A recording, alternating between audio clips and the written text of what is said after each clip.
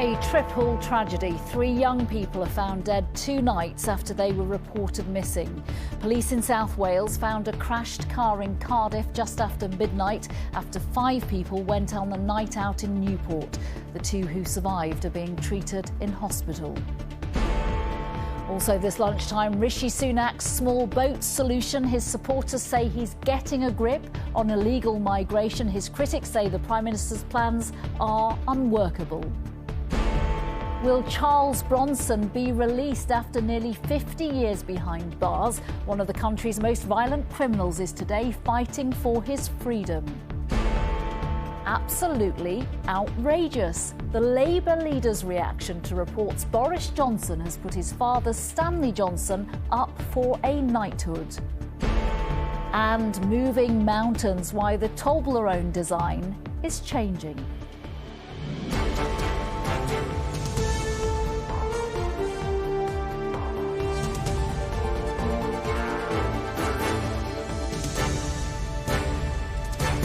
This is the ITV Lunchtime News with Nina Hossain.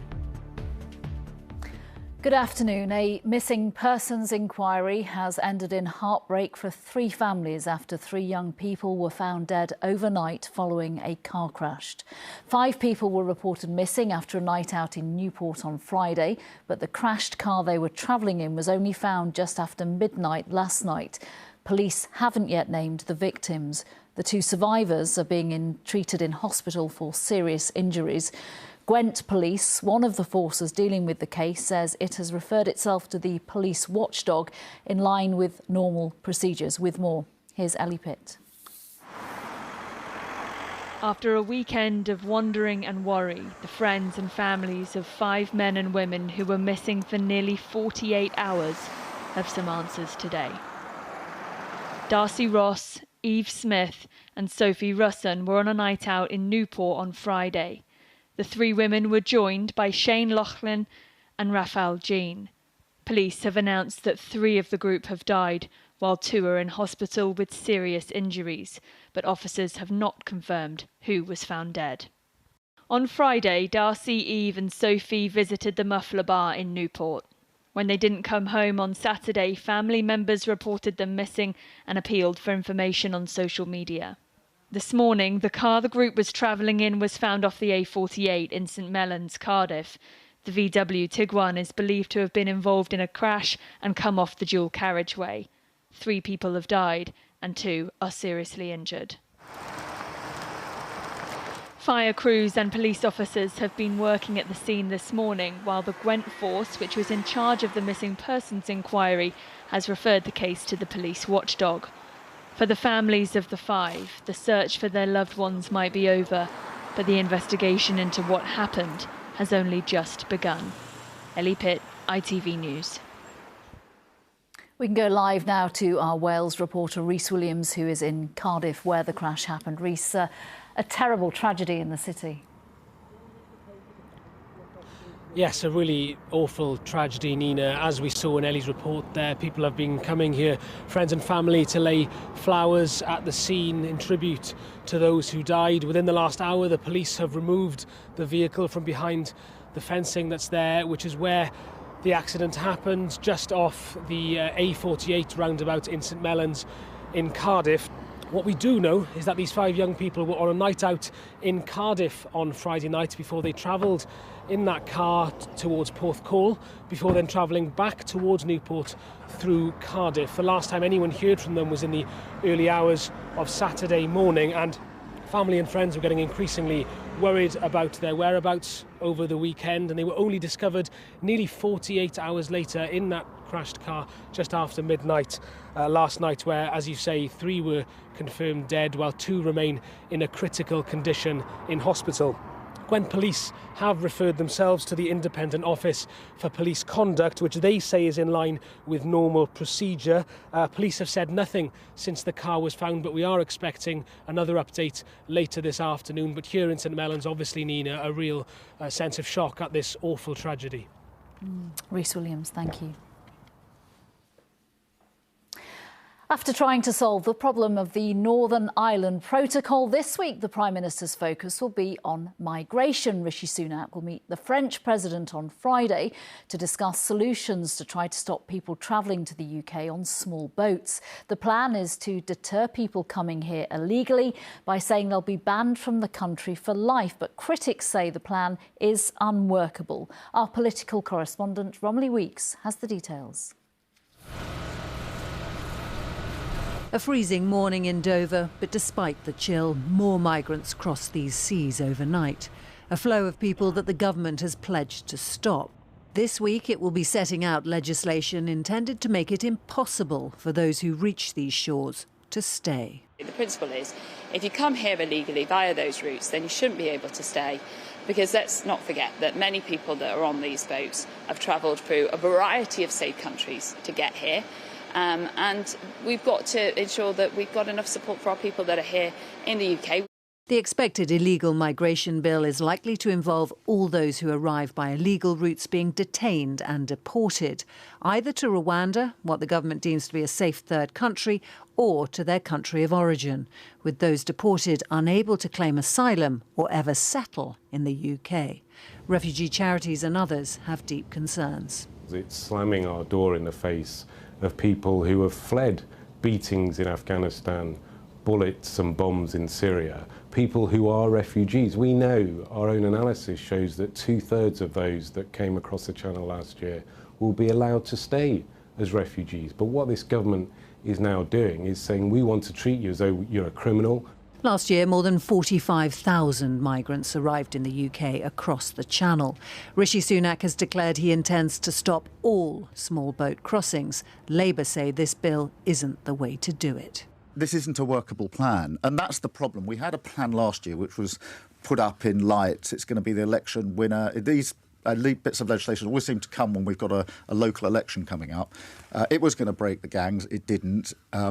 But now we've got the next bit of legislation with almost the same billing. I don't think that putting forward unworkable proposals is going to get us very far. This week, the Prime Minister will meet the French President to discuss the issue. With the Rwanda plan snarled up in the courts and no other third countries offering to take our asylum seekers, improving cooperation with the French will have to be no small part of the plan. Romilly Weeks, ITV News.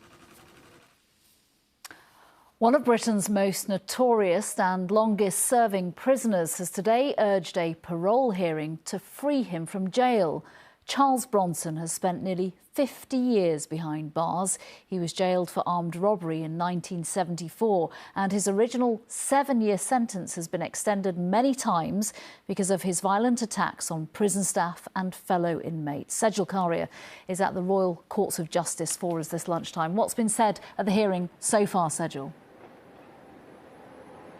Yes, Nina, he's been in prison for the best part of 48 years. Today, Charles Bronson, now known as Charles Salvador, appeared shaven-headed in a dark suit with his trademark long moustache and round-framed sunglasses. He was sitting opposite the review board panel across a large wooden table and flanked by his solicitor, now 70 years old. He's arguing that he is safe to be released. At the start of the hearing, he was asked if he intends to give evidence. In a gravelly voice, he replied, "Oh, yes, certainly."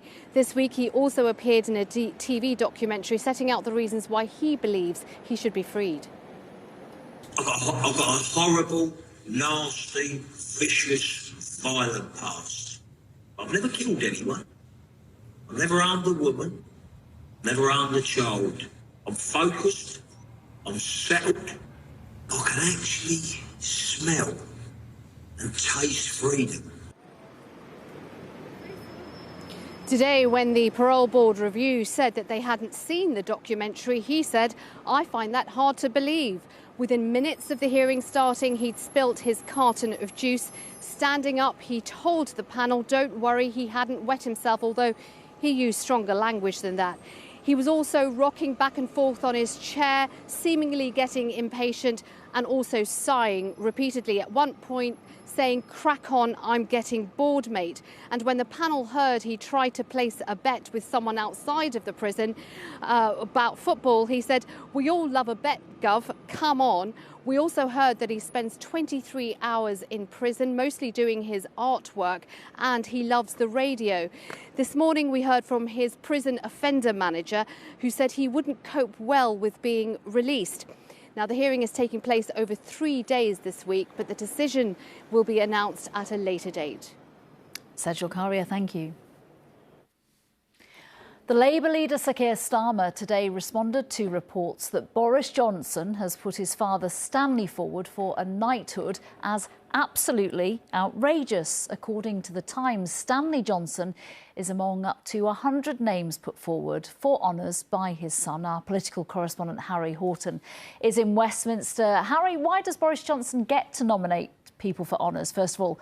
And will he get this particular one through, do you think? Well, all outgoing Prime Ministers get to submit a list of names for honours. Not unusual to put names forward for awards. What is unusual is the list, the length of the list of names Boris Johnson has put forward, 100 names as we understand it. Compare that to Theresa May. When she stood down, she submitted 60 names. David Cameron, when he stood down, submitted 62. Also unusual is the fact that, as Boris Johnson's critics would see it, he is so blatantly rewarding his political allies and members of his family in this list. And it's further complicated by the fact that he's nominating his father, Stanley Johnson, who is subject to allegations that he inappropriately touched a Conservative MP at a party conference in 2003. Now, Stanley Johnson strongly denies those allegations. Today, the Labour leader, Keir Starmer, said any suggestion that Boris Johnson would nominate his father for a knighthood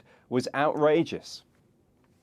The idea that Boris Johnson is nominating his dad for a knighthood, you only need to say it to realise just how ridiculous it is. It's classic of a man who, like Johnson. I mean, I think the public would just think this is absolutely outrageous. Now, a spokesperson for Boris Johnson today said, "We don't comment on honours." This lunchtime at the Downing Street said the current Prime Minister had no plans to reform the honours system. Now, the list that Boris Johnson has submitted is still being vetted by the Cabinet Office. We don't know when that process will conclude. When it does conclude, it will go to the current Prime Minister's desk, and Rishi Sunak will then have to decide whether to approve that list of nominations or he can decide to veto some of them. Harry Horton, thank you. Still to come, why Will Smith should be forgiven for that Oscar slap. The father of Venus and Serena Williams speaks out. And why the Toblerone mountain is moving.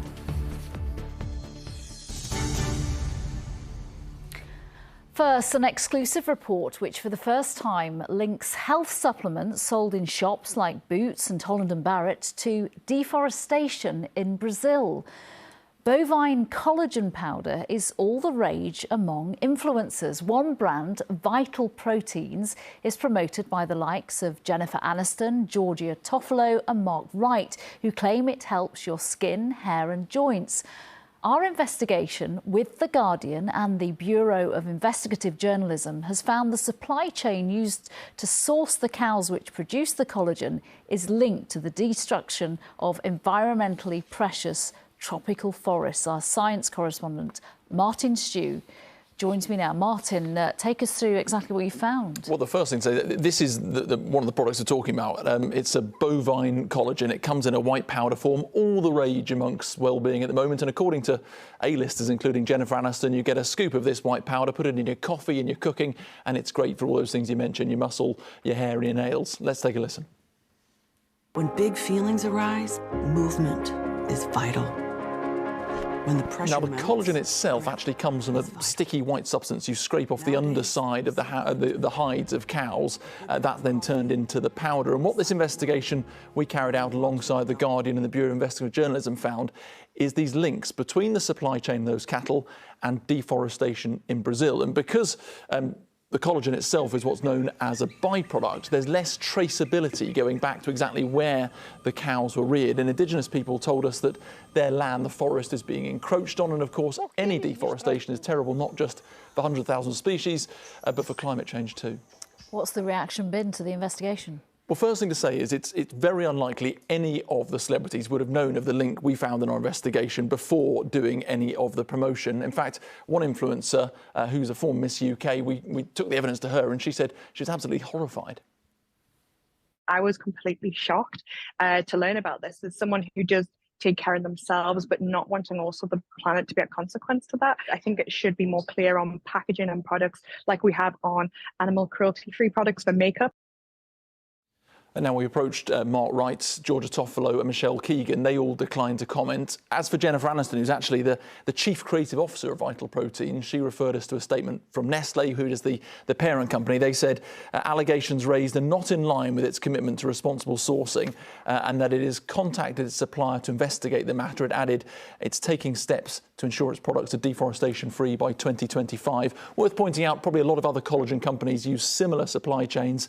Holland & Barrett say they're looking at their suppliers to make sure they're responsibly sourced. The government's today telling us that it is going to be looking at the Environment Act to toughen that up against deforestation in the future. Martin Stew, thank you very much. Thank you. And you can watch Martin's investigation in full on tonight's Evening News. Sarah Everards' killer, the former Metropolitan Police officer Wayne Couzens, has been sentenced to 19 months in prison after he admitted 3 incidents of indecent exposure. The Old Bailey heard that Couzens was supposed to be on duty when he flashed a female cyclist. This incident happened just a few days before he murdered Sarah Everard, for which he's already serving a life sentence. Costa Coffee is going to hike salaries for more than 16,000 of its UK workers. The coffee chain has said it will raise the base rate of pay for workers from £10 an hour to £10.70 from April the 1st. It is the latest firm to increase pay. Pret has also announced pay rises for its staff. And we could see the coldest temperature of the year so far this week. There are yellow weather warnings for snow and ice covering large parts of the UK, and the freezing cold weather is set to last until the middle of the week. The warnings today cover north-eastern Scotland and north-east England, and later this evening one covers much of Wales, parts of central, southern and eastern England and Northern Ireland. Venus and Serena Williams' father says it's time to forgive Will Smith for slapping Chris Rock at the Oscars. Smith won Best Actor at the awards last year for playing the tennis coach Richard Williams. A year after that infamous incident, he has spoken exclusively to Good Morning Britain's Noel Phillips in Florida. Since retreating from public life, he has very rarely given interviews. He is best known for coaching his daughters, Serena and Venus, to become 2 of the world's greatest tennis players of all time. His compelling and inspirational story saw Will Smith win an Oscar for portraying him nearly a year ago. Tell me your names again. I'm Venus. I'm Serena. But now, Richard Williams is breaking his silence to defend this shocking moment when the actor slapped Chris Rock at last year's ceremony. Do you still stand by him? Yeah, I always stand by him. I think he done the best what he needs to do. But I'll never be discussed with Mr. Smith. Matter of fact, I appreciate Mr. Smith. And you don't see any wrong in what he's done? I don't see nothing wrong with him. What would you say to people who may say, Richard, supporting Will Smith is not the right thing to do because what he did was wrong? Any people going to say good or bad about me anyway. I don't give a damn what no one say good or bad about me. I'm always good about myself. The 81-year-old even suggested the attack was justified because of Chris Rock joking about Smith's wife, Jada's alopecia. When I was about 51 years and younger, I could almost kill any damn one. So I think Mr. Smith done a great deal now. Mr. Williams, who has survived a series of strokes affecting his speech, doubled down on his support for the Hollywood star who has been banned from the Academy for 10 years. So do you think that ban should be lifted? Definitely should be. It should be just one day or no more than a week at the most. Chris Rock, though, has hit back, saying he is still upset. And a lot of people go, Chris, how come you didn't do nothing back? How come you didn't do nothing back that night? Because I got parents. That's why. Because I was raised. Did you feel sorry for Chris Rock? No, I don't feel sorry for no one. If a person would do and hurt Venus Serena, I have to teach them, defend yourself. Even Venus Serena could do that. That's easy, man. Organisers for this year's event are in no mood for any more scandals. For the first time, a crisis team will be on standby to deal with any similar incidents. It was an ugly moment which made the wrong kind of history and left its mark on both Will Smith and Chris Rock. Noel Phillips, ITV News in Palm Beach, Florida. Novak Djokovic has been forced to withdraw from California's Indian Wells tournament after being denied access to the United States. The world number one, who has refused all COVID jabs, saw his request for special permission rejected by Homeland Security. COVID vaccine restrictions are due to end next month, and Djokovic had hoped an exception would be made. Finally, this lunchtime, why Toblerone just isn't Swiss enough for the Swiss. The triangle-shaped chocolate bar, a favourite at Christmas and picked up at airports around the world, will have to remove the Matterhorn from the pyramid wrappers. Sally Biddulph now on why the mountain is moving. This is a Toblerone chocolate bar, and this is the Toblerone factory in Bernbrunnen, where the Toblerone bars are made. All change. Toblerone is moving to Bratislava.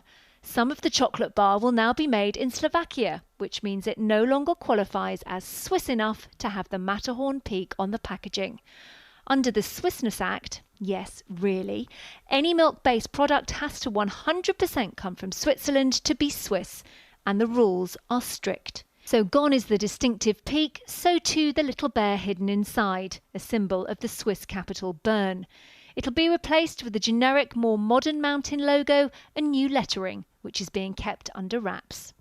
Brands will always shift and update their packaging, be that for a reason due to Toblerone's, whether having to do it because of where the product's being produced, through to the fact that brands want to keep relevant and use interesting and eye-catching displays to try and gain new customers. I don't think this shift is going to switch too many consumers off from buying Toblerone's. It's the product that's important to them. The triangle shape and nougat mix is staying, and the words established in Switzerland will be on the tube. Mondelez, the company which now owns Toblerone, says it's growing the brand to meet an increased global demand for chocolate. Sally Biddulph, ITV News. That's all we've got time for so far today. Mary's here with the evening news at 6:30 from everyone on today's Lunchtime team. Bye-bye.